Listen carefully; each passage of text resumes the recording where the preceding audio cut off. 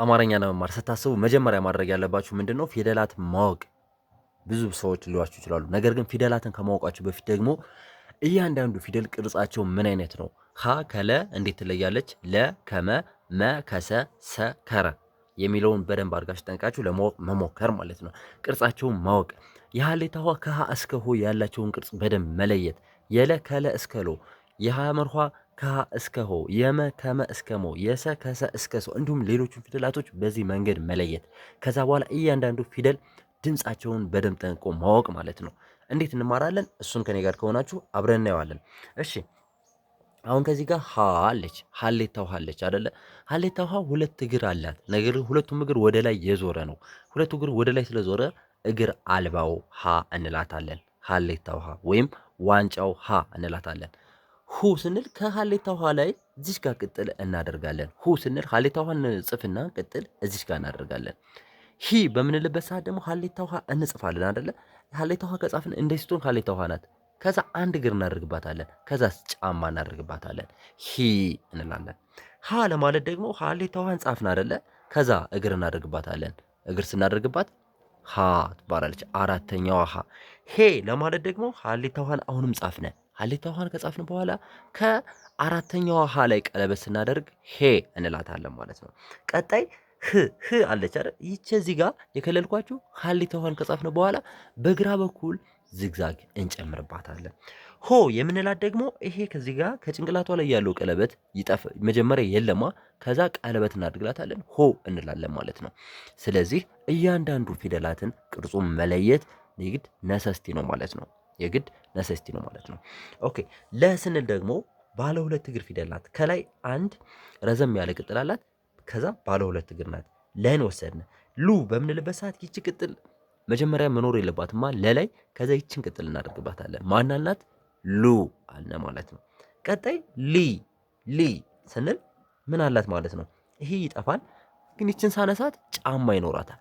ላ ስንል እስከዚህ ያለው እግር ይጠፋና ለ ትሆናለች። ነገር ግን የቀኝ እግሯ ረዥም መሆን ስላለበት እናረዝመዋለን እንደዛ አድርገን ማለት ነው። ሌ በምንልበት ሰዓት ይቺ እዚህ ጋር ያለችዋ ቀለበት ትጠፋና ለመጀመሪያ ትሆንና ማለት ነው። ከዛ ቀለበቷ ስትኖር ሌ ትሆናለች ማለት ነው። እሺ ቀጣይ ደግሞ ል ናት። ል ደግሞ በግራ በኩል በስተውስጥ ቀለበት ይኖራታል ማለት ነው። በግራ በኩል በስተውስጥ ቀለበት ይኖራታል። ለን መጀመሪያ ከጻፍን በኋላ በግራ በኩል በስተውስጥ ቀለበት ማድረግ ማለት ነው። የመጨረሻ የምትሆነው ሎ ነች። ሎ መጀመሪያ ለን ከጻፍን በኋላ ሉን እንጽፋለን። ሉ ላይ ቅጥል ማድረግ ማለት ነው። ሉን እያት እዚህ ጋር ሉ ላይ እዚች ላይ ቀለበት ባደርግ ሎ ትሆናለች ማለት ነው። እሺ ወደ ሐመርኋ ስንሄድ ባለ ሶስቱ ጣት ወይም ሹካ ማንካ የምትመስለዋ ሐመርኋ እንላታለን ማለት ነው። ሶስት ጣት አላት። ሀ እንላለን። ሁ በምንልበት ሰዓት እዚች ጋር ቅጥል እናደርጋለን። ሁ እንላለን ማለት ነው። ሂ በምንልበት ሰዓት ደግሞ እዚች ጋር ጫማ ይኖራታል ማለት ነው። ሀ በምንልበት ሰዓት የቀኝ እግሯ ረዥም፣ የግራ እግሮቿ ሁለቶቹ አጭር ይሆናሉ። ሄ በምንልበት ሰዓት ደግሞ ቀለበት ይኖራታል ማለት ነው። በየት በኩል? በቀኝ እግሯ የመጨረሻ ላይ ቀለበት ይኖራታል። ህ በምንልበት ሰዓት ደግሞ ከላይ ከጭንቅላቷ ላይ ወደ ግራ በኩል የተጣመመ ወይም ዝግዛግ የሚመስል ይኖራታል ማለት ነው። ሆ በምንልበት ሰዓት ደግሞ ሁለቱ የቀኝ እግሮቿ አጭር፣ የግራ እግሯ ረዥም ይሆናል ማለት ነው። ረዥም ይሆናል ማለት ነው። እሺ ቀጣይ መ ስንል ሁለት ዜሮዎችን በአንድ ላይ ማጋጠም ማለት ነው። ሁለት ዜሮዎችን በአንድ ላይ ማጋጠም። ሙ ስንል መላይ ምን እናደርጋለን? እዚች ላይ ቅጥል እናደርጋለን። ሚ ስንል እግር እናወጣላታለን። መ ምንላት ፊደል ዜሮ ብቻ ነው ያላት፣ እግር አልባ ስለሆነች ማለት ነው። አንድ እግር እናወጣላታለን። ከዛ ጫማ እናደርግላታለን። ሶስተኛ ፊደል። ማ ስንል አራተኛ አንድ እግር ብቻ ወጠን ቁጭ እናደርጋለን። አምስተኛ ፊደል ደግሞ ሜ እንላለን። ሜ ስንል ምንድን ነው የምናደርገው? ታች ላይ ቀለበት ማንን ጽፍና ቀለበት እናደርጋለን። ም ስንል መን መጀመሪያ እዚህ ጋር ጻፍን አይደለ? ከዛ በዚህ በመሃል ላይ ቅጥሏን ወደ ግራ በኩል እናዛማታለን። ይቺ ማን አልናት ማለት ነው? ሞ አልናት ማለት ነው። ም አልናት ማለት ነው። ሞ በምንልበት ሰዓት ደግሞ መን ጻፍን አይደለ? ከዛ ቀጥ አድርገን እናወርዳለን። ይህ ማን አልነው? ሞ አልነው ማለት ነው። እሺ ከዚህ በመቀጠል ሰ ንጉሱ ሰ ትባላለች። ንጉሱ ሰ የምንላት ሶስት ጣት አላት። ሶስት ጣትም ወደ ላይ የዞረ ነው። ወደ ላይ ስለዞረ እግር አልባ እንላታለን። እግር የላትም ማለት ነው። ልክ እንደ ሀሌታ ውሃ እንደመ እግር አልባ ይሆናሉ። ሰ ስንል ሶስት ጣቱም ወደ ላይ ይዞራል። ሱ ስንል ሰን ጻፍን አይደል? እዚሽ ጋር ቅጥል እናደርጋለን። ሲ ስንል እግር ስለሌላት ልክ እንደ ሌሎቹ ፊደላቶች እግር እናወጣና ጫማ እናደርግላታለን። ሲ እንላለን። ሳ ስንል ደግሞ እግር እናወጣና እዚህ ጋር እግር እናወጣና እንተዋታለን። እግር ብቻ ወጣን እንተዋታለን። ሴ ስንል ሳ ፊደል ላይ ቀለበት እናደርግላታለን። እሺ ጋር ማለት ነው። እሺ ስ ስንል ስድስተኛ ፊደል ሰን ጻፍን አይደለ? ከዛ በግራ በኩል እግር እናበጣላታለን። ወደ ግራ የተዛመመ በግራ በኩል ማለት ነው። ስ እንላታለን። ሶ ስንል ግን ከመሃለኛው ላይ ከሶስቱም ጣት ከመሃል ላይ በመሃል አድርገን ወደ ግራ በኩል እናዛመዋለን። ይህን ማን አለው? ሶ አለው ማለት ነው። ውድ ቤተሰቦች እዚህ ጋር በደንብ አድርጋችሁ እንዳያችሁ ተስፋ አደርጋለሁ። እናንተ አሁን ከዚህ ጋር ደግሞ ማየት ያለባችሁ ምንድን ነው? ወደ ታች ነው። ሀ ለ ሀ መ ሰ ሁሉም የመጀመሪያ ፊደል ናቸው። የየራሳቸው ቅርጽ፣ የየራሳቸው ድምፅ፣ የየራሳቸው ባህሪ ያላቸው። አንድ ደግሞ የሚያመሳስላቸው የራሳቸው የሆነ የሚል አናባቢ ፊደል አላቸው። የሚል አናባቢ ፊደል አላቸው። እሺ ሁለተኛ ፊደላቶች ደግሞ የጋራ የሚያደርጋቸው አንድ ነገር አለ። እዚች ጋ ሁለተኛ ፊደላቶች በሙሉ ተመሳሳይ ቦታ ላይ ቅጥል አላቸው።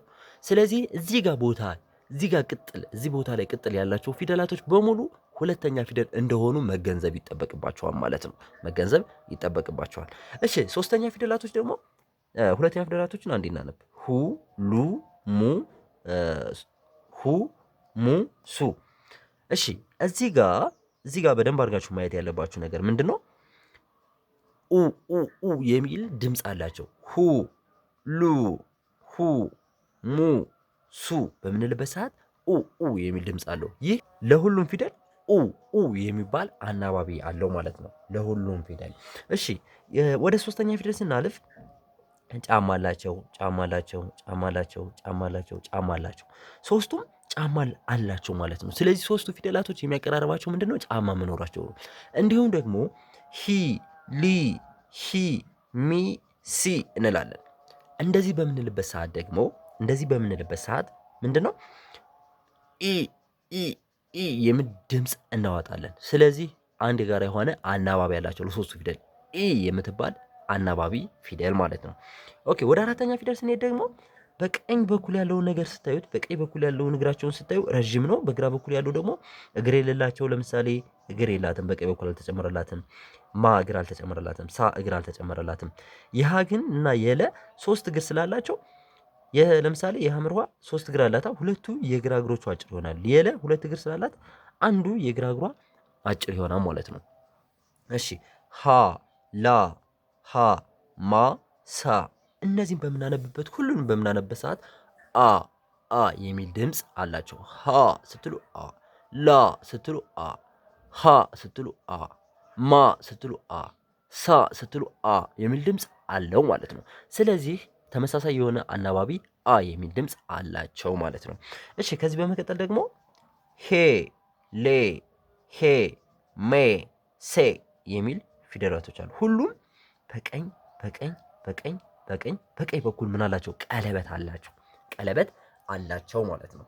ስለዚህ እነዚህ ፊደላቶች ሁሉም ቀለበት ካላቸው እስካሁን የተለያየ ፊደል አላገኘንም። ሁሉም ተመሳሳይ የሆነ ቅጥል አላቸው ማለት ነው። የተለያየ ፊደል ናቸው፣ ነገር ግን ቅጥላቸው ተመሳሳይ ነው። የተለያየ ፊደል አላገኘንም ስንል በአናባቢ ሶስተኛ ፊደላቶች ሁሉም አናባቢያቸው ተመሳሳይ ነው። አራተኛ ፊደላቶች ሁሉም አናባቢያቸው ተመሳሳይ ነው። አምስተኛ ፊደል ሁሉም አናባቢያቸው ተመሳሳይ ነው። እንዲሁም የሚቀጥልላቸው ቅጥል ተመሳሳይ ነው ማለት ነው። ነገር ግን የሚወስዱት ድምፅ የመሰረቷን የሆነችዋን ፊደል ነው ማለት ነው። ለምሳሌ የሄ መሰረቷ ማናት? ሀ ናት። የሌ መሰረት ናት። መ የሚ መሰረት ናት። ሰ የሲ የሳ የሴ መሰረት ናት ማለት ነው። ኦኬ ከዚህ በመቀጠል ደግሞ ስድስተኛ ፊደል ህ ል ህ ም ስ። ስድስተኛ ፊደልና ሰባተኛ ፊደል ተመሳሳይ የሆነ ቅጥል ወይም የተመሳሳይ የሆነ መጣመም ተመሳሳይ የሆነ አቀጣጠር ስርዓት አይጠቀሙም። ለምሳሌ ህ ስንል እዚች ጋር ወደ ግራ በኩል የተዛመመ አላት ማለት ነው። ወደ ግራ በኩል የተዛመመ አላት። ል ስንል በግራ በኩል ከውስጥ ቀለበት አላት። ህ ስንል ወደ ግራ የተዛመመ አላት። ምና ስ ተመሳሳይ ናቸው፣ የተቀራረቡ ናቸው። ሁለቱም ወደ ግራ የተዛመመ እግር አላቸው ማለት ነው። እግር አላቸው። ነገር ግን አንድ የሚያደርጋቸው አንድ ነገር ምንድን ነው? ህ ስትሉ ል ስትሉ ህ ስትሉ ም ስትሉ ስ ስትሉ የሚል ድምፅ ስላላቸው የምትባል የሁሉም ተመሳሳይ የሆነች አናባቢ አለቻቸው ማለት ነው። ኦኬ ከዚህ በመቀጠል ደግሞ ሆ ሎ ሆ ሞ ሶ እንላለን። ወደ ታች ነው የምናወርደው ማለት ነው። ሆ ስንል ከጭንቅላቷ ላይ ቀለበት አላት። ሎ ስንል ከጎን ቀለበት አላት። ሆ ስንል የግራ እግሮቿ ምን ይሆናሉ? አንድ እግሯ እግሯ ረጅም፣ የቀኝ እግሯ አጭር ይሆናሉ ሁለቶቹ ማለት ነው። ሞ ስንል በመሃል ቀጥ ያለ እግር ይኖራታል። ሶ ስንል ደግሞ በመሃል ተቀጥላ ወደ ግራ በኩል ዘመም ያለ እግር ይኖራታል ማለት ነው። ስለዚህ የተለያየ አይነት ባህሪ ያላቸው ስንተኛና ስንተኛ፣ ስድስተኛና ሰባተኛ ፊደል ማለት ነው። በደንብ አድርጋችሁ እነዚህን ማየት አለባችሁ ማለት ነው። ሌሎቹ አምስቶቹ ፊደል ግን ከሙሉ በኩሉ የተቀራረቡ ናቸው። ስለዚህ እያንዳንዱ ፊደል የራሱ የሆነ ቅርጽ አለው፣ የራሱ የሆነ ስም አለው፣ የራሱ የሆነ ባህሪ አለው። ይህን እያንዳንዱን ከያዛችሁ አማርኛ ማንበብ መጻፍ ለእናንተ በጣም ቀላል ይሆናል ማለት ነው። ይህ ክፍል 1 ነው። ክፍል 2፣ ክፍል 3፣ ክፍል 4 በየተራው ይቀጥላል ማለት ነው። ከዚህ በመቀጠል ደግሞ ቃላትን እንዴት እንመሰርታለን የሚል ቪዲዮዎችን እንሰራለን። እናንተ ቻናሉን ሰብስክራይብ እያደረጋችሁ ቤተሰብ ሁኑ። ከዚህ በተጨማሪ ደግሞ በውስጥ መስመር ለመማር ባዮ ላይ ባሉ በሁለቱም ስልኮች እንዲሁም ታች ላይ በማስቀመጥላችሁ ስልክ በኢሞ በቴሌግራም እንዲሁም በዋትስአፕ ብትደውሉ ታገኙናላችሁ ማለት ነው። እስካሁን አብራችሁ ስለቆያችሁ አመሰግናለሁ። መልካም ጊዜ ተመኘው።